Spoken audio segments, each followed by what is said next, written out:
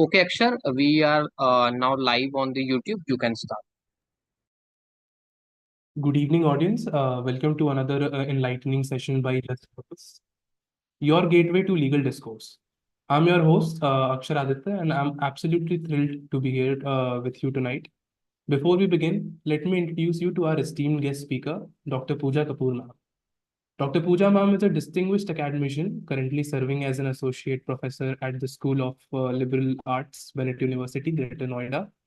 A trailblazer in her educational pursuits, she earned her BA honors in political science from Gargi College, Delhi University, where she secured the first rank. She further expanded her academic horizon by completing her MA in political science from Jawaharlal Nehru University, New Delhi.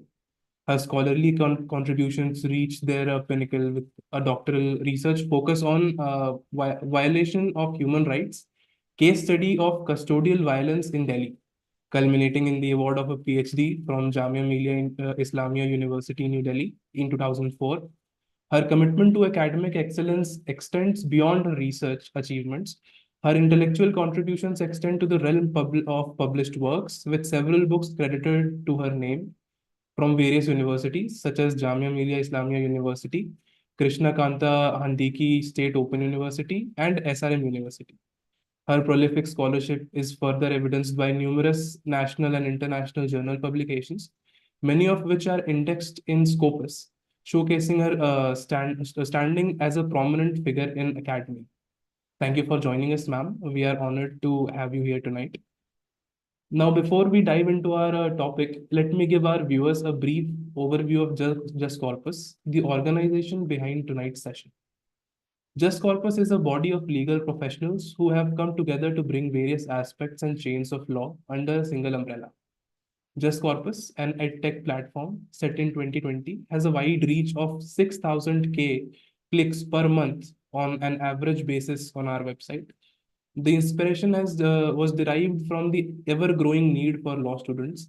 Just Corpus has also incorporated an interdisciplinary journal as its subsidiary named the Just Corpus Law Journal.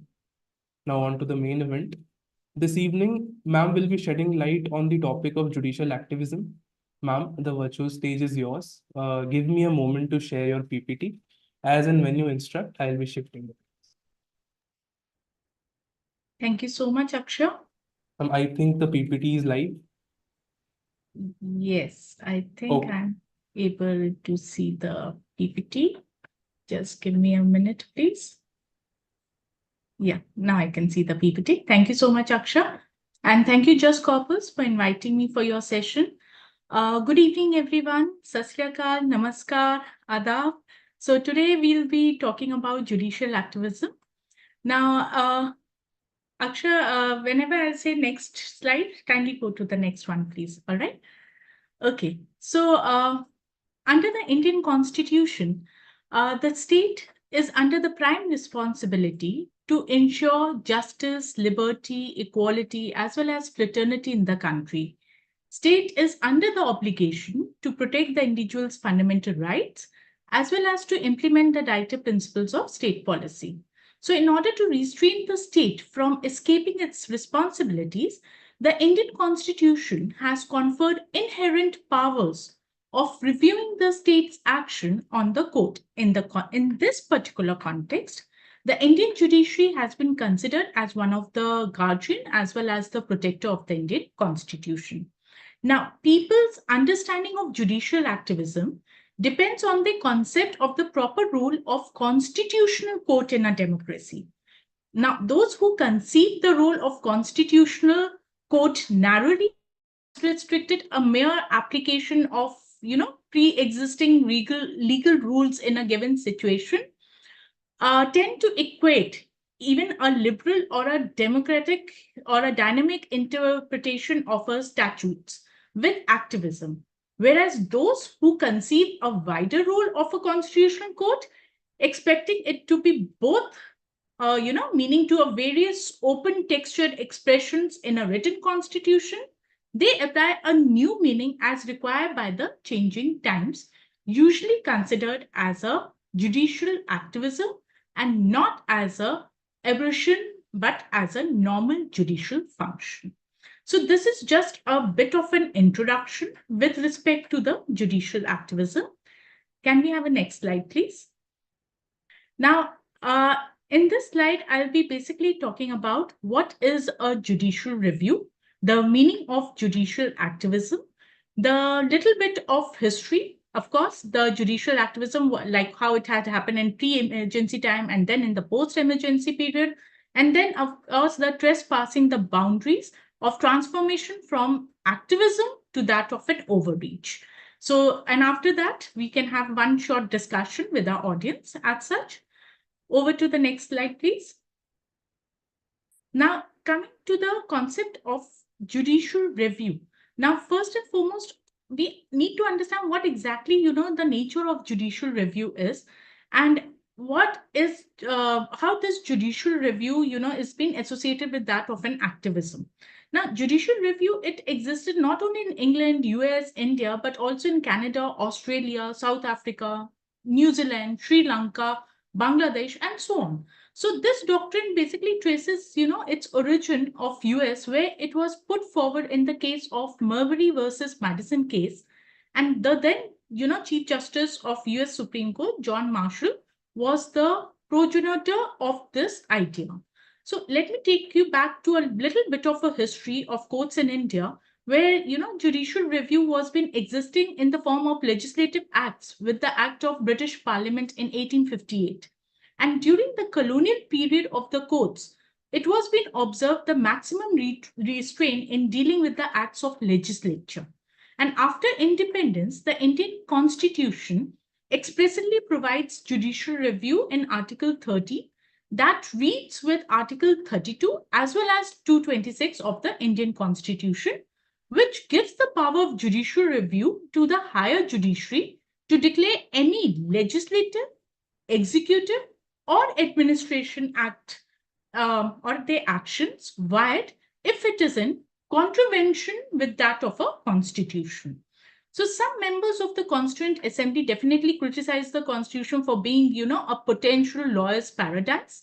Others, like Dr. B.R. Ambedkar, defended the provisions of judicial review as being necessary. So according to Dr. Ambedkar, this provision of judicial review, in particular, especially the writ jurisdiction, because it gives a quick relief against the abridgment of the fundamental rights, this constituted the heart and soul of the Constitution. And the power of the judicial review by courts, therefore, is not subject to amendment, thus has been effectively taken out from the field of Parliament's power to amend or to abridge it. Judicial review is therefore understood to be, the revision of the decree or a sentence of an inferior court by a superior court. And of course, in our constitutional screen, the judiciary alone has been entrusted with this power and duty to test the constitutional validity of legislative provisions, and as well as the validity of the administrative actions also. So judicial review is definitely the power of judiciary. So to see the enactments that have been done by the central or that of a state government, and on examination, if they found that any of these provisions would be in violation of that of a constitution, they definitely declare as illegal or unconstitutional and invalid by the judiciary itself. So this is the general role of a judicial review. And judicial review has two major important functions. First and foremost, that is legitimizing the government actions, as well as the protection of constitution against the undue encroachment of the government. So these powers of judicial review are definitely being given in the systems of checks and balances between the legislature and executive on the one hand, as well as judiciary on the other hand. So the mechanism has been devised, to function in such a way that the unconstitutional actions of any one set of wing, it doesn't get imbalanced as such, and it can be corrected and vice versa. Can we go to the next slide, please? Now, when we talk about the judicial review, we basically see about the different types of judicial review that we have over here. Now, Justice Syed Shah Muhammad Qadri he had, broadly categorized this judicial review into three categories as such. That is judicial review of constitutional amendments, judicial review of legislation by the parliament and state legislature, expanded to the subordinate legislation. And thirdly, we also have the judicial review of administrative actions of the union and state, expanding up to the authorities of the state as such. So in simple terms, if I talk about judicial review, so they aren't absolute in its nature, as some of the conditions needs to be challenged, and any law in the Supreme Court or the High Court, that is, a law can be challenged only if that said law infringes upon the fundamental rights that is being guaranteed by the Constitution. That is one, scenario. The second scenario can be the said law goes against the provisions listed in the Constitution. And the third scenario will be the laws that has been enacted goes beyond the competency of the authority that has framed it. Okay, can we go to the next slide, please? Now, coming up to the judicial activism. Now, if we talk about judicial activism, the term judicial activism, if we see, was first, coined, and first time it was being come up when author Schellenster, he had wrote in his article, The Supreme Court 1947, which was published in the Fortune magazine in 1947, where, it was being defined that judicial activism has been, differently been stated by different people. Now, those who favor judicial activism says that it is a legitimate form of a judicial review. However, Thomas Jefferson, who's been regarded as the former, third US president, he calls it as a despotic power of the federal judges.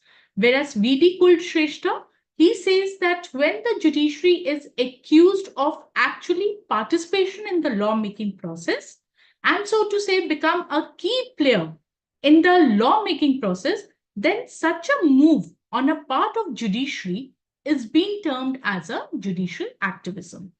On the other hand, we have Upendra Bakshi also, who had widened this concept further, saying in a sense that the power to interpret the law is the power to make them, and the power to manipulate the interpretation process. It's also the power to make the law. So there is no end as to how one can define or interpret the judicial activism. So, the courts of today, they are not remaining passive as such, with a negative attitude of merely striking down a law or preventing something better done. So the new attitude is towards a positive, affirmative action and issuing orders as well as decrees, directing towards a remedial action as such. So in the estimation of the ordinary Indian citizens, the legislature and the executive, they have failed miserably in their cherished duties towards the public. So the executive and the legislatures are made accountable for their actions. Their nearness to their people, that generates high expectations from the public and attracts sharp criticisms also whenever their actions, they do not follow the expected lines as such. So the common, people, they really feel that the administration has become apathetic, they are non-performing, that they do not have, and what other options do they have left with? The judiciary, of course, to redress their grievances as such. So it is under this situation that judiciary had taken a lot of activist approach, and judicial activism has flourished in India for quite some time. And however, this activist approach of judiciary is bound to create, sometimes frictions among various organs of the state also.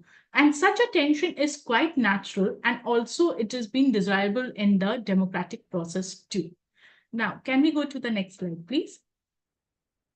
Now, looking into this, if we go to a bit of history, if we say about it, how this judicial activism had, crop up in India as such.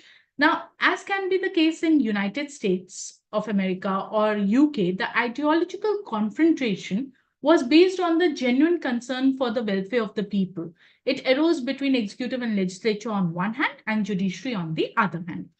a consecutive when we say about a conservative executive and a progressive judiciary, or a progressive parliament and a conservative judiciary coexisting at same point of time, they form the basis of judicial activism or judicial overreach, as opposed to the executive excess or executive enthusiasm beyond the bounds of the law as such. Now, when we talk about judicial activism from 1950 to 1975, the Supreme Court had started as a very technocratic court. When traditions of British courts were followed, but gradually they started following the path of the activist court. Now, the first landmark case that had come over was the A.K. Gopalan versus State of Madras, and that is the Gopalan case of 1950 that had come over. So the contention of the writ was to ascertain whether the detention without trials, and that is under Preventive Detention Act 1950, was not violation of fundamental rights under Article 14, 19, 21, and 22. So Preventive Detention Act was, held by four judges, but two judges inferred contrary conclusions as such. So the challenges, faced, but this case set up a new legal trend, which was unnoticeable for the subsequent years to come. In fact, in early 1950s, a court legitimized the government actions and observed the judicial restraints.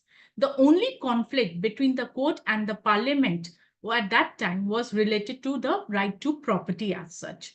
While on the topic of right to property, the court was quite humbled. It had started interpreting other provisions of the constitutions more meaningfully so as to expand the rights of the people.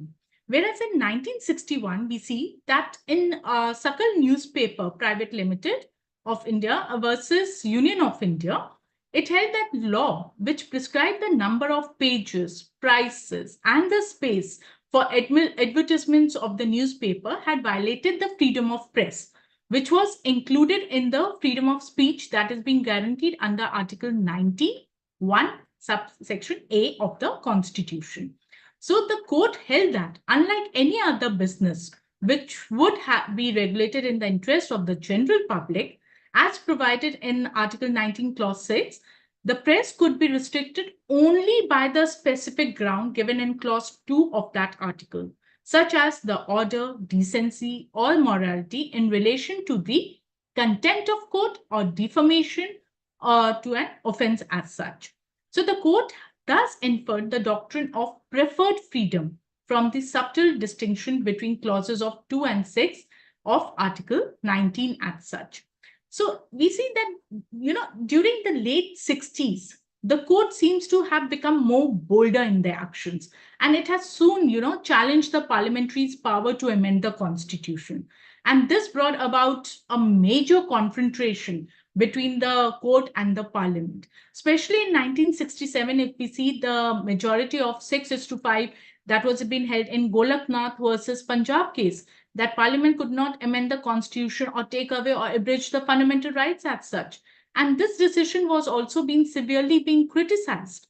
And parliament, had retaliated by passing the 24th Amendment Act, which explicitly stated that the parliament would not be limit its power of constitutional amendment. And when that amendment, of course, it was being challenged in the court, sitting at the largest strength of 13 judges that was being held in Keshwanand Bharti case versus Kerala. Although Parliament could amend every provision of the Constitution, it could not alter the basic structure of the Constitution. And in 1975, if we see again in Indira Gandhi versus Raj Narayan case, Supreme Court had again struck down the 39th Constitutional Amendment on the ground that it was a complete refusal of right to equality preserved in the Article 14 of the Constitution. So you see, it held that free and fair election being the essential feature of the democracy and it cannot be violated. So this decision legitimized the basic structure concept as such. Now, moving further to the post-emergency activism, we see that the post-emergency period of 1977 till 1998 era, if I take up, is known as a period of judicial activism. And during this period, the court's jurisprudence, it has blossomed with doctrinal creativity as well as with procedural innovations as such. And although the Supreme Court of India had become the most powerful apex court due to its power to invalidate even the constitutional amendments, its institutional weakness was ultimately revealed. And that was being revealed in one of the famous landmark cases, and that was ADM Jabalpur versus Union of India case in 1976. Now, Article 352 of the Constitution, it provides for the proclamation of emergency, right, by the president. This was the third proclamation that was being made under Article 352 since the commencement of the Constitution. So the two previous proclamation, they were in response to the war with China in 1962, as well as with that of Pakistan in 1971. But the proclamation of emergency made under Article 352 had suspended the fundamental rights that was being guaranteed under Article 19. So you see, each and every article is being correlated with that of another article as such. And as we all know, Article 19, it consists of the 6 rights. That is freedom of speech and expression, freedom of assembly, to assemble peacefully without arms, freedom to form the associations, freedom to move within territories of India, freedom to reside and settle in any part of the territory of India, freedom to acquire, hold, as well as dispose the property, and freedom to practice the profession or carry out your occupation, trade, business, and so on. So any law made in derogation of those rights and any executive action taken under such a law is valid until the proclamation of emergency is revoked. Now, what exactly had happened in ADM Jabalpur case? Mr. Shivkant Shukla, he was a political activist. He was arrested in emergency, detained without trial under the MISA Act, that is your Maintenance of Internal Security Act. And his wife filed a petition for a writ of habeas corpus, which is a legal order, requiring a person who has been detained or imprisoned to be brought before a district magistrate under 24 hours as such. So the Supreme Court, in a split decision of 4:1, held that during an emergency, the right to life and personal liberty of individual could be suspended, and that courts could not interfere with the detention of individuals under preventive detention laws like MISA. So this judgment was quite controversial, and it was widely being criticized, and a lot of civil liberties, fundamental rights came under attack. The case was overruled by Supreme Court in 2017 with the famous case, that is KS Puttaswamy versus Union of India, in which the court had recognized the right to privacy as one of the most fundamental rights under the Indian Constitution. So the ADM Jabalpur case, it still remains as an important case in the history of Indian legal system. And this case has often been cited as an example to the dangers of executive overreach and the importance of protecting civil liberties as well as, fundamental rights as such.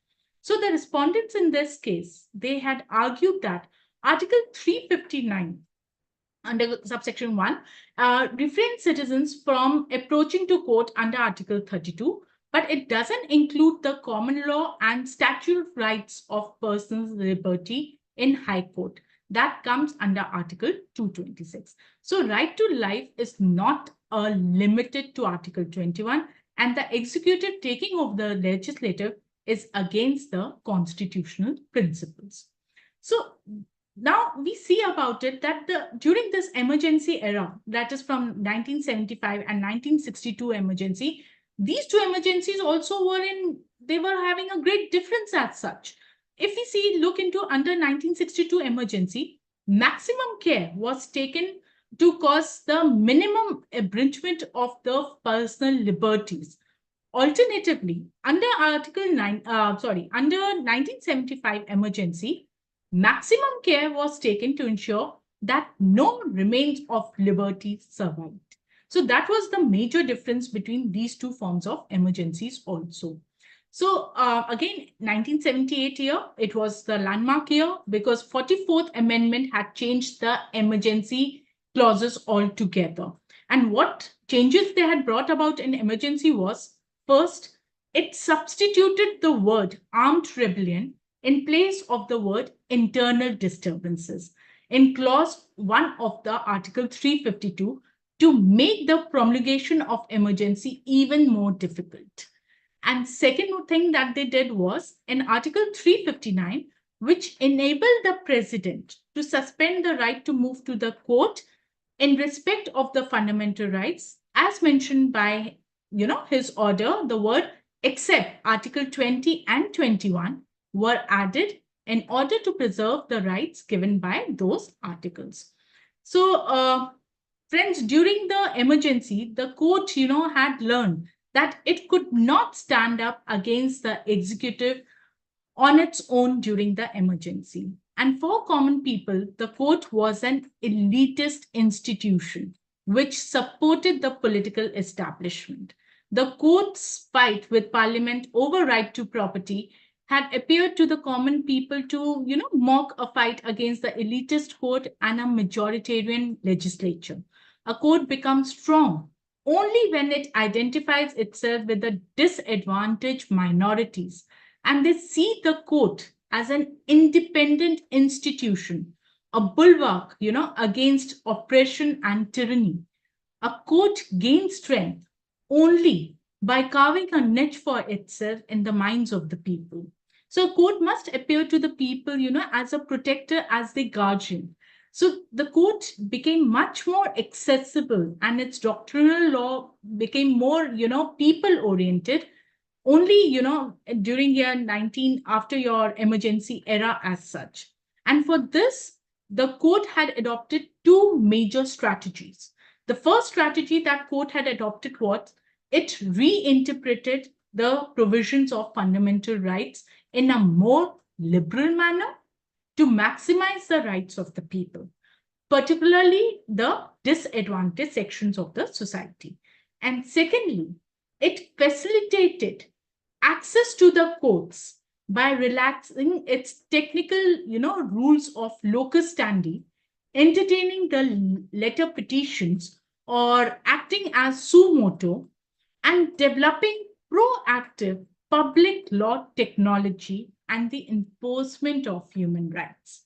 So over the last few years, we see there have been various controversial decisions also that has been given by the judges of the Supreme Court as well as that of an High Court, which have often triggered the debate and had generated a lot of heat also. But still, what the term judicial activism actually connotes is still a mystery to us.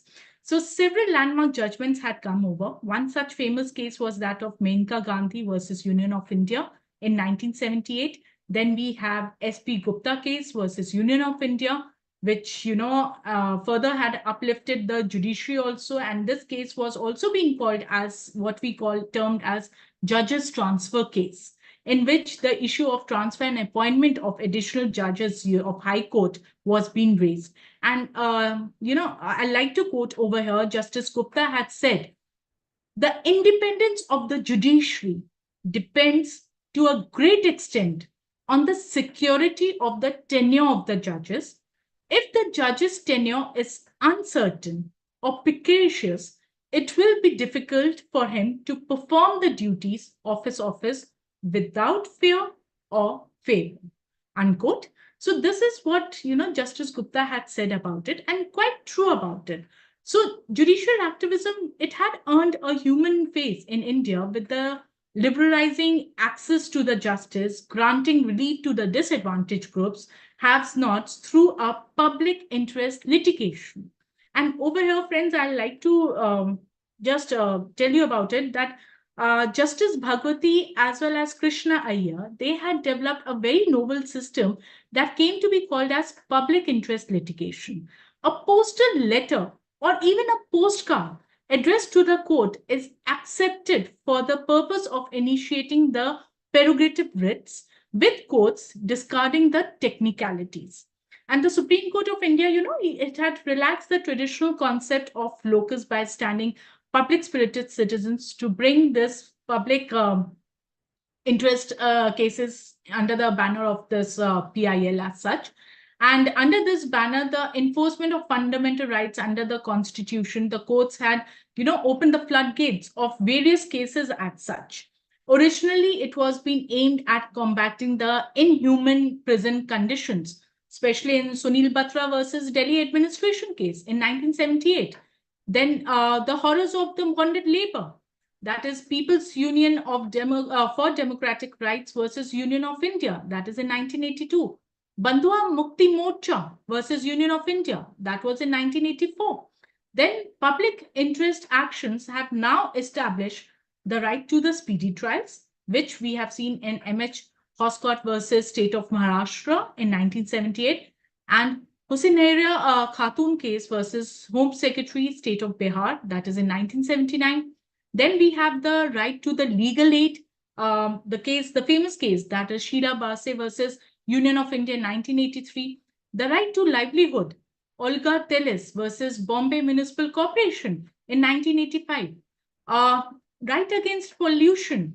Then we have this right against pollution was rural litigation entitlement, Kendra Dehradun versus State of Uttar Pradesh in 1985.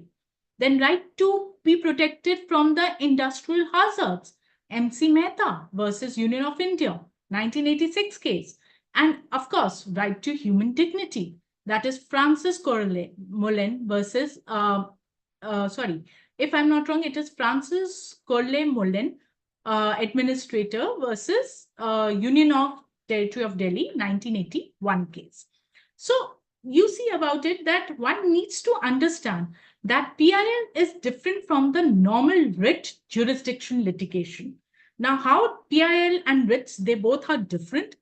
They are different. First and foremost, the court allows informality of procedures by entertaining a simple letter written to a judge or court as a petition, or take cognizance of matters on their own hand and substitute the inquisitorial process in place of the adversary processes whenever necessary for the disposal of a matter. And secondly, the rules of locus standi, meaning the rules regarding the eligibility of a person to invoke the jurisdiction of the courts, are also somewhat relaxed. And next is the new reliefs and remedies are developed to do justice as such. So, in this, when we talk about PIL had brought about a radical metamorphosis in the nature of the judicial process, imbibing in it the polycentric as well as legislative characteristics as such. So public interest litigation was therefore seen as an, instrument of bringing about justice to the doorsteps of the poor and less fortunate people as such. And let me also tell you one thing, quite interestingly, in the 15 months from, let's say, from January 1987 till March 1988, the Supreme Court had received somewhere around 23,000 plus letters as such. It had altogether, opened the floodgates of the letters, and permanent, PIL cells had been established at some courts to act about these applications. Now, the the whole process of this PIL was being set up to pass the communication through screening process. Then they formed the, there was Chief Justice was being assigned to see whether the cases that are being coming, whether they are authentic in its nature or they are just like any other fraud or fake cases. So resources, it's as simple as that PIL cells, they have become, like a winning out the shallow and inappropriate matters and preparing the files for the Chief Justice to see how these PILs had held about it, whether the case had been authenticated or they are not been there. So nevertheless, the problems of backlogs, the delay remains as a serious concerns, but it appears as such that PIL, had opened the floodgates of all the problems as such too. Now, can we go to the next slide, please? Now, looking over here, if we see about cases. Yeah, this one. Thank you. Now, there are certain cases. Now, due to the paucity of time, I cannot go into the details of each and every case. But yes, some of the cases I definitely like to discuss about it. The first one was the Privy Purse case, which is also being called as Madhav Rao Jivaji Rao Sindhya case. The case had revolved around the president's authority to de-recognize the princes and abolish their petty purses as such. And the court had ruled that the executive power, as per Article 53 of the Constitution, it must be exercised in accordance with that of a law. So that was this case. Then we have the Keshwanand Bharti case. The case focuses on the extent of amending the power under Article 368 of the Constitution. And the court introduced the theory of the basic structure of the Constitution over here. Then we also have one of the important cases like, see, all the cases I have not mentioned in my slide, but of course I'll be talking about it.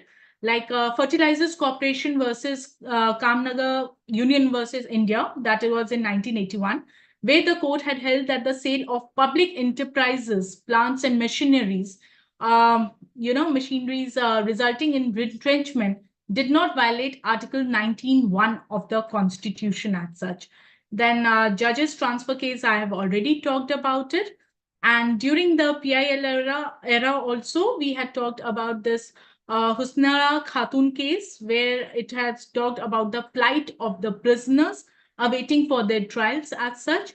Then Sunil Batra case, again, one of the most famous case, which also talks about the prisoners' rights. And over here, the judgment was been expanded, the scope of prisoners' rights, as well as laid down the guidelines for their custodial tortures and protect the dignity of the prisoners as such. And the court had recognized that prisoners, despite their conviction, should have the fundamental rights and should be treated humanly. So that was yet another important case that had come through your PIL. Then we also have a Parmanand Khatra versus Union of India. And under this case, it provides the immediate medical treatment to a person who has been injured on a road, or any other accidental injuries had been done without going through the technicalities of the criminal procedures, was also being filed by an advocate as such. Then if we look into the environmental jurisprudence of judicial activism, so we see about oil and gas leak case, which is similar to that of MC Mehta case. It's also being called as MC Mehta case. Then we have Narmada Bachao Andolan. Now, the judiciary has also taken up various, steps to improvise the conditions of women so that the exploitation doesn't happen during the workplace also. Now, in Muhammad Ahmad Khan versus Shah Bano Begum case in 1985, the Honorable Supreme Court had overruled what was being written in the Muslim laws and extended the period of iddat from 4 months to 10 days to provide the justice to Shah Bano. Similarly, we also have Air India versus Nagesh Mirza case in 1981, where the Supreme Court had struck down the regulations providing for the retirement of air hostess on her first pregnancy on the grounds that it was unconstitutional void and in violation of Article 14 of the Constitution of India. Now, another important judgment that had come over was Vishakha versus State of Rajasthan, where the Supreme Court had also laid down the guidelines to prevent, sexual harassment of women in a workplace as such. Can we go to next slide? Now, looking into the trespassing the boundaries of transformation from activism to overreach. Now, going through all this, you must be thinking that is judiciary is being really active about it, or it is overstepping its jurisdiction. Now, although the Supreme Court of India has widened the scope of interference in public administration as well as public policy decisions of the government, it is aware of the limitations within which it should also function. So in the case of P. Ramchandra Rao versus State of Karnataka in 2002, it has been observed that, I quote, the Supreme Court does not consider itself to be an imperium or imperial or would function as a despotic branch of the state, unquote. So the lawmaking powers lies with the legislature, and judiciary cannot interfere in this power. But there have been certain cases where we have seen time and again that judiciary interference has been taking place. The judges, they should not enter, in the fields unconstitutionally in mark for the legislature or for executive. Judges cannot be the legislatures as they have neither the mandate of the people nor the practical wisdom to understand the needs of the different sections of the society. They are forbidden from assuming the roles of administrator or government machinery and cannot run by judges, as that is not the intention of our constitutional makers as such. So while interpreting, the provisions of the Constitution, the judiciary often rewrites them without explicitly stating so. So as a result, this process somewhat, it becomes a personal opinion of the judges, which crystallizes into the legal principles and constitutional values. So over here, I'd like to quote one of the quote of Justice J.S. Verma also, the former Chief Justice of India, and I quote, "The judiciary should only compel performance of duty by the designated authority in case of the inaction or failure, while a takeover by the judiciary of the function allocated to another branch is inappropriate. Judicial activism is appropriate when it is in domain of the legitimate judicial review. It should neither be judicial ad hocism nor judicial tyranny." I unquote. So the acknowledgement of this difference between judicial activism as well as judicial overreach is vital for the smooth functioning of the constitutional democracy, with the separation of powers as its central characteristics and supremacy of the Constitution as the foundation of its edifices. Can I have next slide, please? So, glaring instances of judicial overreach includes the police reform case, the sealing of the unauthorized commercial operations in Delhi, demolition of unauthorized construction in the cities of Chennai, and the creation of monitoring committee to oversee the same, creating a central empowered committee and giving powers like that to the judicial body. Now, judicial legislations also in Vishaka case regarding the prevention of sexual harassment of women in workplace. Again, the creation of high-powered committee monitoring the parking charges, wearing of helmets, parking spaces, one-way traffic, n number of cases, removal of billboards, like the cases, they keep on, going on and so on, are just to cite few cases. But as you can see on my slide, I had also mentioned some of the cases like Shyam Narayan Chowsky case versus Union of India, where the Honorable Supreme Court, in this case had made it quite mandatory that all the cinema halls in India shall play before the feature film starts, the national anthem as such, right? And it was in this regard, it was been beyond the Prevention of Insult to National Honor Act 1971, which says that no film, drama, or show or any sort can have a national anthem as a part of the show. Then we have the liquor ban case, that is in 2017, where the Supreme Court ruling on public interest litigation, which says about for the road safety in 2017, had banned the sale of liquor and retail outlets in hotels, in restaurants, as well as in the bars that are within the radius of 500 meters of any of the national or state highways as such. So these orders felt, to be against the spirit of the separation of powers that is being given in our constitution. And of course, Arun Gopal versus Union of India, again in 2017, the Supreme Court had fixed, timings for setting off the fireworks during Diwali also, and had banned the use of fireworks that are not environmental friendly, despite being that no legal basis was being given for such a restriction as such. Next slide, please. Now, over here, if I see about it, why judicial overreach has been under criticism. So you see, judicial overreach, as I had already talked about it, when too much of judiciary had been taken up into consideration, its own powers as such, so definitely it will be, it will come under criticism as such. So if you can see on the slide as such, it undermines the separation of powers. Yes, definitely. It delays the justice delivery system. The judiciary takes more responsibilities. As such, a lot of backlog cases has been happen as such. It overburdens on the judiciary. There's a lack of accountability.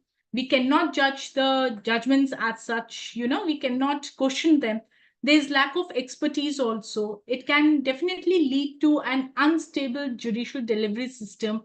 Lack of certain predictability is there, and definitely it hampers the public trust too.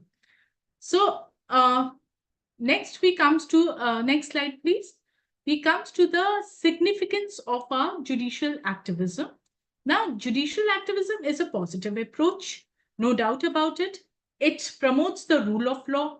It provides for the individual rights. It strengthens our democracy.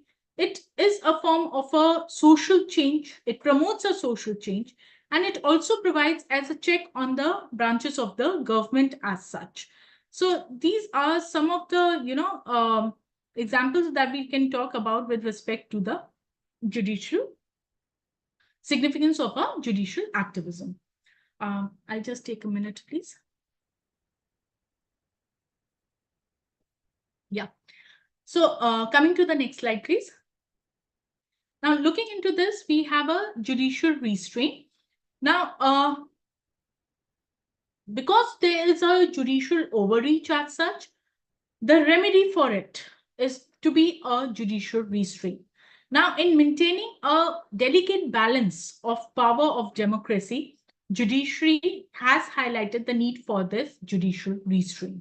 Now, Justice Markunde Kajju perspective, had underscores the importance of maintaining the separation of powers. As per the judge, the judiciary, legislature, and executive each have a distinct sphere of operation under the Constitution.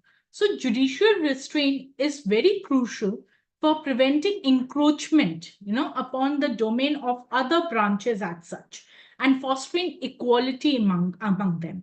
And he also further says about it that the judicial restraint, it safeguards the independence of the judiciary, preventing it to become, or becoming more embroiled in the political as well as in the administrative processes as such. So hence the distinction between judicial activism and judicial overreach is vital for the effective functioning of our constitutional democracy as such. Can we go to the next slide, please? Now, coming to the conclusion, it's been said, that judicial activism is a double-edged sword. When wielded with wisdom and prudence, it can be a force for positive change, upholding the values of justice, liberty, as well as equality. However, it must always be tempered with restraint, guided by a deep sense of responsibility and mindful of the Constitution spirit as such. Only through this careful balance, can judicial activism genuinely can serve the cause of justice as well as contribute to the flourishing democratic societies. Judicial activism is not an aberration. It is an essential aspect of the dynamics of the constitutional code. It is like a counter-majoritarianism check on democracy. So judicial activism, it does not mean governance by the judiciary. It understood, like it is a dynamic process of the judicial outlook in a changing society. So in times when the society is evolving faster than that of laws, in times when the fragility of human life is being exposed through pandemic and global warming, in times when the sustenance of human life had become more, difficult with the inflation, rising unemployment, among various other things, with the climate crisis, it causing a huge heat waves, floods, poor harvest, the welfare of the people had become quite crucial in such a scenario. So judicial activism has many-fold impact on our political system. It has democratized the judicial system by giving not just the individuals, but also the groups to access to the courts. So it has, forced executive accountability. It has also made an attempt to make electoral system much more fair and fair in a manner as such. So the court had asked the candidates contesting elections to file, affidavits indicating their assets, their income, along with their educational qualifications, so that the people could elect their representatives based on their accurate knowledge. The Indian Supreme Court not only make laws as understood in, the realist jurisprudence, but actually legislates them. So judicial law making in this realist sense is what the court does when it expands the meaning of the word personal liberty, due process of law, or freedom of speech and expression. So with this, I thank you all. Can we go to next slide? Okay, no problem. So thank you and for being so patiently listening to me. Thank you so much. Over to you, Akshay. Thank you, ma'am, for your insightful, enlightening presentation and for your insights in the judicial activism's nuances, which has given us much to ponder on. Now, before we wrap, we have a few questions that we have gotten from our audience beforehand, and we have selected a few that we will be discussing to enrich our discussion further. So, ma'am, as a part of the community of law students, we, are made aware of public policy making and public policy processes, and how different elements, influence them. And we have seen historical elements such as, Robert Maximilian Robespierre, who was a French judge, tyrant judge, and we also see all the way to the date today how the judgment of electoral bond has influenced the governance. So, ma'am, the natural question arises, what role does judicial activism play in shaping public policy and governance in modern democracy? Thank you for the question, Akshay. Yes, I totally agree. Judicial activism had played quite a role in the public policies as such. So, when we talk about any of the articles as such, be it Article 21, Article 19, or any such articles, those public policies, they also been reflected, in such activisms as such. So what I feel is that there has to be some, holistic approach that the has to be, applied as such for a proper functioning of the judicial activism. Judiciary needs to restrain, that is one thing. And when we talk about the electoral bonds and all these, things and all had come up, then the judiciary really needs to show its active and, activist role rather than that of a pacifist role. So over there, judiciary really needs to put their foot down and had to come up, with mere ideas about it, or maybe in near future they might be also having about it some executive people who can sit with the judicial people, and they can form or frame certain policies as such which doesn't encroaches their jurisdictions as such, right? So they can come as a middle way, a bridge can be made about it, so that they judiciary can give the legal aspects about it, the executive can talk about the public aspects about it, and come up with the public policy judicial aspects as such. So that is what my take is, that they should have more actively rolled about it rather than just being pacifist in its nature, which they were during the early in pre-emergency era, but had to be more activist role that they have to play about it. On the same note, in recent times, we have observed that the judges, the courts, the judiciary has been a little bit reserved with their activism in near past. So the question arises, what is the main reason of lacking judicial activism in recent times? See, there can be any number of reasons for that matter.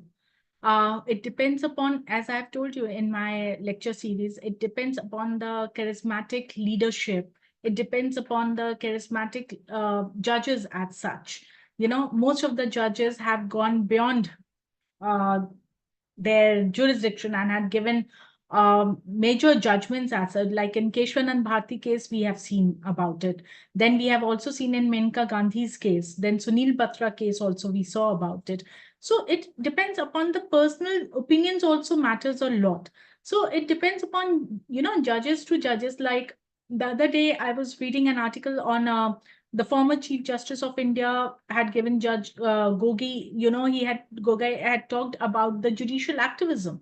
He said that the judiciary needs to come forward and take the active steps about it rather than be pacifist about it. But at the same time, they should not lead to ad hocism, you know. So whenever, the one of the case that I've just discussed over here, the liquor ban case, where the policies were, you know, going against the public policies, they have gone about it. They had taken out all that billboards and, you know, 500 meters, they cannot have that liquor and all. So that was something overreach because you are also might be encroaching upon the municipal corporation development, you know, land also. So that is something overstepping, but needs to restrain within that and, you know, actively involved also is, I think one should do about it. But nowadays, what I feel is they are being more pacifist in their nature and more diplomatic in their nature. So had be a number of reasons for that. Thank you, ma'am, for providing insights on these complex issues. Unfortunately, that's all the time we have for the questions tonight. And with that, we conclude yet another illuminating session brought to you by Just Corpus. A big thank you to our guest speaker, Dr. Pooja ma'am, for sharing her expertise with us tonight. And of course, a heartfelt thank you to all our viewers for tuning in. That's all for tonight. I'm Aksharaditya signing off. Thank you so much. Thank you, Akshay.